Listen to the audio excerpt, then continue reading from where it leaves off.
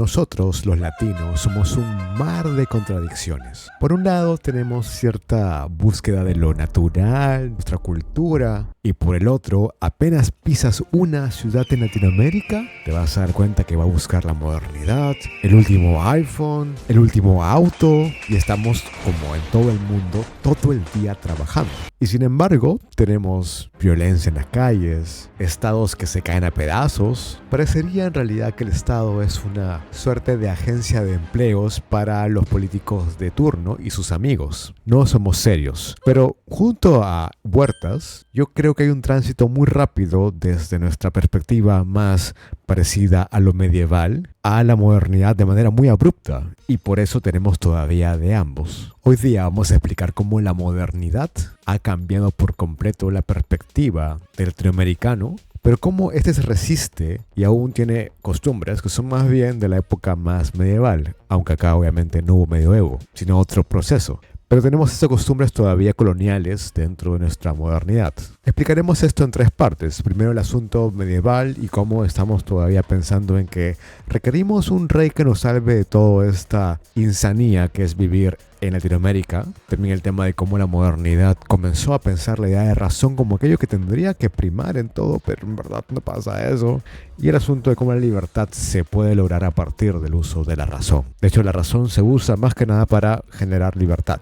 Vamos a ver esto a continuación. Parte 1. El asunto del medioevo y cómo ocurrió, sobre todo el tema colonial, acá en Latinoamérica. Para empezar, hay una suerte de problema entre el orden cristiano versus el orden liberal. Lo cristiano es algo muy latinoamericano, es muy de nuestra gente, pero tenemos esta búsqueda también de tener un Estado, que es una idea muy liberal, y la gente lo confunde mucho, y cuando vemos a gente en el Congreso, realmente no sabe qué hace ahí, y piensa que, bueno, vamos a únicamente tengo un puesto, y bueno, meteré a mi gente, y ya está, ¿no? A la gente con la cual yo tengo lazos, y ya está. Y no se dan cuenta para qué sirve el Estado y cuál es el sentido de tener un Estado. No es nada más florear y decir, vamos a decir cosas porque son importantes. Es tener un fin en común por alguna razón en concreto. Se requiere tener bases filosóficas para eso. Y por eso es raro que pasen cosas como estas. Lo que pasó con Bukele cuando se puso a rezar literalmente en medio de el Congreso de El Salvador. Van a ver que cuando él irrumpe en el Congreso de manera un poco autoritaria de El Salvador, se pone a rezar para que la gente vote a favor de su proyecto. Incluso cuando sale de ahí, comienza a decir, bueno, en realidad tendríamos que pedirle al Señor para que tomen en consideración mi proyecto y puedan despertar de sus letargo de no saber guiarse por la palabra del Señor. Algo así dijo. Se pone incluso hasta a llorar en este video. Es bastante extraño. Es una movida política, obviamente. Pero, ¿qué hace Bukele llorando por Dios en una función laica, en medio del Congreso que también es laico? No es religioso, pero aún así él actuó como si fuera religioso. ¿Por qué? Algo importante a tomar en cuenta en esto es que el mundo cristiano se rige por la tradición. Cuando hablamos de reyes, por ejemplo, hay una esencia que te la da Dios. Incluso hay una suerte de tradición en la cual el rey es aquel untado por el mismo Dios para que sea aquella persona que te pueda guiar en el camino, porque él, como es Dios, te ha dado este rey que es su representante en la tierra, junto con aquellos que también interpretan que son el clero, pero más que nada es el rey, el Dios de todo. Y hay un orden puntual sobre cómo deben ser las cosas, tienes que seguirlas por la tradición. Y es bastante dogmático, por eso en Latinoamérica tenemos tanta gente que es muy dogmática, no intenta pensar, intenta simplemente decir, la regla es esta, los demás, matanga, se atienen a la regla y ya está. Nadie puede ascender socialmente, salvo es que el rey, como un representante de Dios en la tierra, te permita subir si él desea, si le caes bien. Tomen en cuenta la idea del rey. El rey es una perspectiva muy fuerte porque de hecho cuando pensamos en política, por ejemplo, estamos siempre centrados en elegir un presidente porque pensamos que es el que va a guiar todo, porque es el más inteligente o el que sabe más o el más honesto y por eso va a guiar toda nuestra paupérrima política, la va a mejorar porque él es el que sabe. No pensamos en que uno participe, sino que hay un rey que nos va a guiar. Esta idea me hace pensar en el orden medieval. Hay un orden previo que ya está en el medioevo. Y por ejemplo en el Perú era muy claro cuando pensamos en la reforma agraria. Esto es una foto real de alguien que tenía muchas tierras y tenía servidumbre. Los de abajo no son esclavos, son siervos, que son muy parecidos a los esclavos. Y cuando viene una inundación, por ejemplo, como en este caso, o había mucha agua, el capataz estaba encima de ese ciervo y simplemente se montaba él como si fuera una mula o un animal. Uno podría entrar incluso en el debate de deberíamos hacer eso con las mulas, ¿no? También tienen derechos. Pero al menos estaríamos todos de acuerdo en que no deberíamos tratar así a un humano, como si fuera una suerte de cosa, porque no lo es, así sea de otro color de piel que no es el tuyo. El aldeano, en la época medieval, está atado a la tierra. Tiene que labrar la tierra todos los días y obedecer todo lo que diga el señor feudal. Si cambian de rey, se cambia de rey o se cambia de señor feudal, pero el campesino tiene que estar atado a la tierra. Y eso, por ejemplo, en Perú, ocurría hasta antes del 60.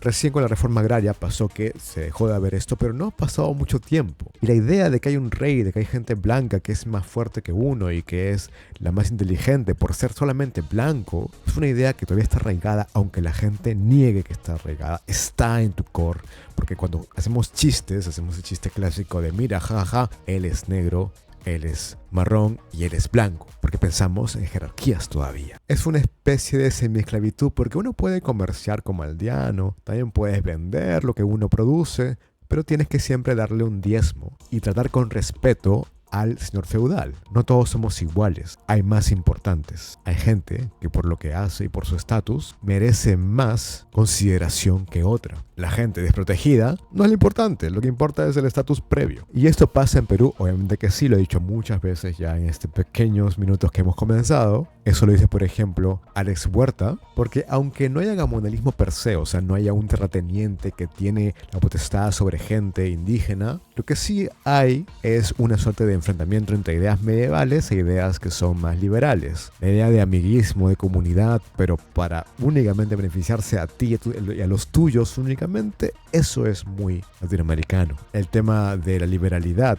el tema de que uno esté en el Estado para poder hacer cosas por lo demás, es algo extraño para el latinoamericano, porque no entiende la idea de libertad. No entiende que puede ser libre si es que respeta la libertad de los demás. Entiende que nada más hay el abuso, que eres o aplastador o aplastado. No hay punto medio. Y esto se da, por ejemplo, en esta película, documental llamada La Revolución en la Tierra, donde el peruano cree todavía en ideas medievales. Sobre todo el asunto de que hay gente más noble que uno, hay mejores razas, hay mejor posición social, hay racismo y clasismo mezclado en el Perú. El tema de que la plata te puede volver más blanco porque lo blanco es lo mejor. Y aunque mucha gente diga que no, son los mismos que se ríen de los chistes racistas. No está mal que lo hagas, es parte de tu deconstrucción, pero toma en cuenta que está asolapando una idea previa tuya sobre un orden que tú crees que es real. Y se entremezcla esto con el tema de la familia, con que cada uno tiene una familia muy importante y por donde yo puedo saltarme las reglas que afectan a otros porque mi familia es más importante. Y te entiendo, tú también estás precarizado. Y eso es algo muy latinoamericano y puntual muy peruano. El tema con todo esto es que es un problema porque lo medieval supone un orden previo a tu nacimiento. El tema de los wando, por ejemplo, es la idea más clara de cómo el peruano tiene esa perspectiva muy fuerte de hay un orden principal previo a todo lo que existe, y los wandos son un buen ejemplo de esto. Son personas que nacieron con riquezas, con un fondo gigantesco y tienen esta narrativa propia de que yo logré todo por mi esfuerzo, ¿no? Cuando es más que nada tradicional y más que nada de una fuerte raigambre racista. Claro, porque ellos crean riqueza, ciertamente que sí, pero con semiesclavos, con servidumbre. El nacimiento ya asegura tu estatus social. Uno puede nacer como alguien, entre comillas, noble o entre comillas, pobre. Por en el sentido de alguien que va a estar ahí para siempre y no va a cambiar nunca de su posición social. Esta idea todavía está en el imaginario. A pesar que haya mucha gente que haya cambiado y que cada vez hay más personas de diferentes razas a la blanca en puestos de más cargos o más alto nivel. Pero aún así sigue la raigambre puntual de que hay un orden previo, racista y clasista, que es el mejor. Y esto elimina toda posibilidad de libertades, porque si ya está todo tu destino escrito de antemano, no hay mucho que reclamar. El reclamo sobre esto nada más ocurre cuando tenemos realmente libertades, lo cual no pasa en un orden medieval o colonial. Eso no ocurre acá, pero ocurrirá después, cuando internalicemos realmente la libertad. ¿Y qué cosa es libertad? ¿O qué cosa es esta idea más de liberalismo? para eso está la parte 2, la modernidad 1, el asunto de la razón. La idea de la razón suena algo extraño, suena como si fuera algo muy externo a cada uno. La verdad es que la razón se personifica en cada persona. La pregunta es cómo lo hace. ¿Importa tu razón? Obviamente que sí, la pregunta es cómo. Para empezar, ¿qué cosa es razón? Yo creo de verdad que razón es esto, esa idea de las reglas fuertes. Por ejemplo, lo que pasa con un niño alemán, vamos a escucharlo, es muy divertido de escuchar. Anhalte. Warte. Stopp. Anhalte. Papa, da ist rot. Was ist rot, Papa? Okay, habe ich verstanden. Das ist grün. Das... Ah! Oh mein Gott. Das ist so viel. Arriba dice, los alemanes están nacidos con reglas. Y bueno, pues en parte todos tenemos esta capacidad de poder tener reglas en el mundo y todo está bien. Pero para poder poner reglas, uno requiere una racionalidad previa. Porque claramente lo que uno, como el niño decía una razón fuerte, ¿no? Como tienes que pararte cuando ves rojo. Ok, sí, pero también podría preguntarse si es que eso es lo más correcto. Y esa cuestión de por qué es lo más correcto tendría una respuesta. Y esa respuesta podría también cuestionarse. Y esa cuestión podría llevar a una respuesta 2. Y esa respuesta se podría también cuestionar. Eso es justamente la racionalidad. La posibilidad de preguntarse y cuestionarse sobre lo que ya estaba pensado como mejor. Lo crítico, o mejor dicho, el pensamiento crítico es el que intenta atacarse a sí mismo para mejorarse. Para esto hay claros expositores, como por ejemplo Kant, que habló sobre la razón y cómo este es el cuestionamiento continuo de sí mismo, pero también cómo se siguen reglas lógicas universales para poder saber cuestionarse. Tampoco es preguntarse por preguntarse, también es usar ciertas reglas puntuales para poder cuestionarse, y a partir de lo que uno tiene como experiencia y también como tiene una nueva teoría, puede ir mejorando su racionalidad. Eso es racionalidad, eso es razón. Y lo que más importa en la racionalidad es esto de acá, evitar lo irracional, aquello que escapa de reglas lógicas, aquello que es simplemente un capricho de alguien. Y eso pasa hasta en las mejores familias, por así decirlo. Vamos a ver el caso de Xi Jinping. Xi Jinping y toda la gente que está junto a él son gente muy inteligente, no lo duden. Todo el Politburó de China son gente que ha pasado por test durante toda su vida, gente que ha tenido proezas, gente que es muy inteligente, muy inteligente. Y aún así Xi Jinping es autoritario. ¿Por qué lo sería si es tan inteligente? Porque de hecho, sí, él se deja llevar por su razón porque piensa mucho, pero deja libre la posibilidad de poder abusar, porque cuando no le conviene algo y no le parece, él no apela a su constitución. Ahí hay eso, pero no la siguen. Lo que importa en China, para poder administrar justicia y para poder decidir políticamente, no es la constitución, es algo mucho más macabro. Es la autoridad del líder. Lo que el líder piense que es mejor es más importante para determinar la justicia. Xi Jinping puede tener la mejor racionalidad del mundo, pero al no ponerla como una ley que él no va a transgredir, se puede ser abusada cuando le dé la gana. Porque la idea de la racionalidad, y que nos guiemos por ella, es evitar lo arbitrario. Por eso las leyes son tan complejas y por eso les pagan tanto a los abogados. Porque son personas que tienen que desentrañar demasiada lógica e intentar a partir de eso defender a alguien, proponer algo de cambio. Conviene mucho saber de leyes porque sabes cómo una maraña gigantesca de reglas están pensadas para el mejor fin, en teoría al menos. Pero está diseñado justamente para que uno pueda justificar la forma en que uno está debatiendo. Si yo creo esto que es verdad, tengo que decir por qué es verdad, justificarlo. Sin justificarlo sería actuar sin ningún orden. Lo más racional en el mundo es justificar por qué hago lo que hago. Y la idea es que eso lleve de a pocos a un orden claro y predecible. La ley en general tendría que ser eso. Cuando no es manipulada, la ley funciona así, como una suerte de reglas que llevan a un orden claro y que es previsible. Porque usar la racionalidad es lo que nos va a llevar realmente a la libertad. La promesa de la razón es que vamos a ser libres, porque ser libre es lo mismo que ser racional. Justamente por este juego de metacognición, de buscar preguntarte, oye, ¿y esto por qué? Y razón que he encontrado nueva, ¿por qué eso es mejor? Vamos a ver un ejemplo claro cuando hablamos de terapia. Esto es muy gracioso, por cierto. Es un clip muy chiquito. Okay. Are you kidding? That's unfair. She made those... I need to calm down. Everything's fine. Amanda. I'm an adult. Para quien no sepa inglés, grita el chica y dice, bueno, estás bromeando, eso es injusto. Ella hizo no sé cuántos más y para y dice, ¿por qué hago esto? Debo calmarme. Todo está bien, soy un adulto. Dice eso porque está viendo que está siendo violenta cuando no hay ningún peligro realmente a su alrededor. Su modo de actuar usualmente ha sido ese, ser violento cuando algo le parece injusto y precipitarse a actuar. Y luego ahora lo que hace es, piensa un poco antes y dice, oye, pero esto de acá que estoy haciendo ahorita es adecuado. Hay un ejercicio clarísimo de metacognición. Se ha dado cuenta de que esto de acá que estoy haciendo, puedo pensarlo de otra forma y actuar de otra forma. Y eso es libertad. Te has dado cuenta que no eres presa de lo que tenías como accionar adecuado. Has podido evaluarlo y pensar, oye, esto quizá no me conviene. Pero claramente es una autoconciencia permanente. Y acá me pongo muy hegeliano. Superar lo que ya sabes es lo más racional y lo más libre. Hegel piensa que cuando uno va a llegar a un conocimiento absoluto es cuando uno se da cuenta de los límites de lo que uno conoce. Esto suena chino, yo sé. Pero me refiero a que cuando uno está diciendo, yo creo esto, yo creo X, este X puede estar equivocado, y me doy cuenta que hay una teoría mejor, la teoría Y, y ahí llega un mejor conocimiento del mundo.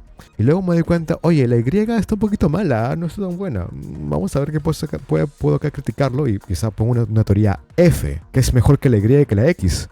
Puede ser, pero siempre hay algo que cuando conocemos el mundo nos equivocamos. Y ese equivoco, ese buscar huecos a tu argumentación, es la racionalidad. Porque pensar y conocer el mundo es hallar inconsistencias. Repito, conocer el mundo es hallar inconsistencias con la teoría que tenemos sobre el mundo. Y ganamos libertad cuando entendemos los límites de nuestra concepción del mundo. Y eso nos lleva a la parte 3, la modernidad. Segunda parte, que es la libertad como objetivo de la modernidad y que intenta romper con todo el paradigma anterior de los medievales y de la gente que creía en reyes. Porque una tradición es bastante problemática. La tradición, recordemos, no es un asunto que se vaya a discutir. Uno acata la tradición porque es la tradición. No hay razones para después de eso. Porque de hecho antes el papá elegía la carrera al hijo. Y el hijo, por pertenecer a ese lugar y por no cuestionar la tradición de su papá, que es lo que cree él firmemente que tiene que hacer para que su hijo esté feliz en su vida, no puedo contradecirlo. Y el papá podía decirle al hijo, bueno, yo te elijo la carrera y se hace porque yo digo y ya está. Eso es no ser racional. No te da razones, sino que te dice, lo haces porque ya está. Porque tengo alguna suerte de apego emocional con esa idea y por tanto yo digo, esto es verdad y ya está, sin intentar desapegarte de esa idea. En gran parte el tema de racionalidad es un poquito desapegarse de las emociones que sentimos por las ideas e intentar decir, bueno, quizá me estoy equivocando acá, vamos a ver. Cuando hablamos sobre racionalidad actualmente, cada individuo importa. No es nada más la comunidad que te puede ahogar con la idea de un fin superior, algo que está más allá de tus posibilidades y es más inteligente que tú, en teoría. Eso sería Dios. La gente que puede entender a Dios sería aquella que sabe más que tú y por lo tanto tienes que seguirlo porque ya está. Y te deja fuera de la ecuación para poder razonar sobre qué cosa es mejor para ti y para tu comunidad. La idea de la modernidad es que cada individuo sea protegido como un proyecto propio que tiene racionalidad en sí misma y que el Estado tiene que fundamentar y lograr que la gente respete tu proyecto como el tuyo e importante y a su vez que este proyecto importante no sea el único y el modelo para todos. Es un proyecto entre muchos que hay. Lo que va a hacer el Estado es proteger tu derecho a tenerlo. Liberalismo quiere decir tú deberías poder elegir tu camino. Y yo voy a proteger que los demás no te ataquen para eso. Como diría mi ley, es proteger irrestrictamente el proyecto de vida del prójimo. Y bueno, en teoría el Estado lo protege, ¿no? Solamente que acá no entendemos qué cosa es un Estado. El Estado básicamente es la idea de que vamos a liberarnos de la opresión de la familia y de las comunidades y los demás, y la presión social, para que el Estado te diga, oye, tú puedes hacer tu vida como te da la gana, siempre y cuando no dañes a los demás. Pero para hacer eso se requiere a un leviatán, a alguien que sea un monstruo que pueda imperar para que haya seguridad, salud, educación, aunque eso son ya ideas más contemporáneas, pero al menos que haya seguridad, eso es lo mínimo que pide el Estado, que no haya violencia entre diferentes personas para que pueda cada uno cumplir su propósito de vida. Porque el Estado puede ser pensado como lo piensa Hobbes, como alguien que infunde miedo, o también como Locke, que genera confianza para que la población haga cada uno lo que quiere con su vida. Lo más importante para Hobbes es que el Estado aterrorice a aquel que quiere destruir la vida del otro, y para Locke es más que la población le dé un poder fuerte y vigile siempre al que está arriba, o sea, al Estado, para que no cometa abusos contra los demás. Hobbes también le da cierta prerrogativa a los ciudadanos, pero al fin y al cabo le da mucha fuerza al dictador. No entraré en ese debate, pero sí diré que se requiere, sí o sí, un leviatán que logra hacer que cada persona pueda tener su proyecto de vida y le vaya bien con lo que quiera hacer. Pero igual esto de acá es un orden burgués. Porque claro, uno puede decir libertad para todos. Sí, claro, pero para aquel que tiene capital más todavía. El que tiene plata ya tiene la posibilidad de hacer muchas más cosas e incluso intervenir en la política para que uno tenga más libertad como individuo sobre los demás. Y acá quisiera poner un pequeño chiste de Jaime Ferraro. Si no les parece gracioso lo entiendo. Pero explica un poco cómo, en el caso peruano, una persona puede ser considerada como alguien que es más y las creencias que tiene cada uno. Le preguntan a él puntualmente, que le preguntan, es como... le preguntan sobre dos clubes que son clubs muy exclusivos, muy bonitos, ¿no? Y la pregunta es, bueno, ¿cuál es mejor? Y él dice esto. En realidad están conectados por un túnel abajo, ¿no? Que usamos los blancos para no tener que ver pues las calles cochinas cuando vamos al Centro Club Nacional, ¿no?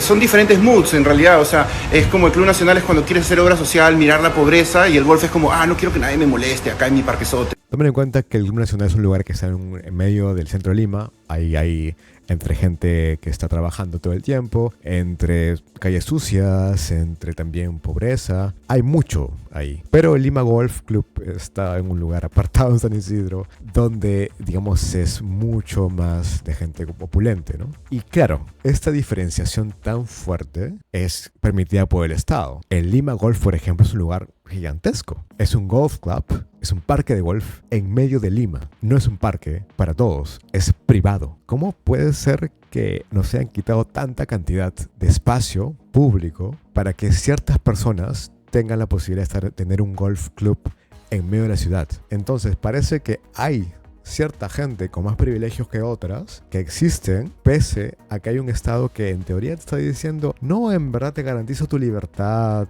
tú eres alguien que eres libre de hacer cosas, pero no entrar en un espacio privado que es de propiedad de unos ricos. El Estado es un Estado burgués. Es libertad dentro del capitalismo, que se podría pensar más adelante. Pero aún así, justamente por lo apabullante que es la libertad en el capitalismo, es una libertad que es restrictiva únicamente para cierto grupo, la gente vuelve a la época medieval, vuelve a pensar mejor es lo anterior, idealiza lo anterior y dice esto fue mejor siempre, volvamos a la violencia de no ser libres, porque es mejor, porque no entienden que el problema no es lo liberal, el problema es cómo estamos organizando lo liberal. Claramente no hay por qué pensar que todos tenemos que ser ricos, pero sí pensar en que el Estado tendría que cubrirnos nuestras necesidades, en no privatizar la seguridad, o la educación, o el espacio público, o la salud.